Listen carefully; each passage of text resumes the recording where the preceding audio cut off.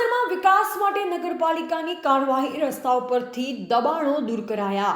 થરાદ વાવ થરાદ જિલ્લાના થરાદ શહેરને વધુ વિકાસશીલ અને વ્યવસ્થિત બનાવવા માટે નગરપાલિકા દ્વારા કડક કાર્યવાહી હાથ ધરવામાં આવી હતી। શહેરના મુખ્ય રસ્તાઓ તેમજ જાહેર રસ્તાઓ પર લાંબા સમયથી પડેલા અવૈધ દબાણોને નગરપાલિકા ટીમ દ્વારા દૂર કરવામાં આવ્યા।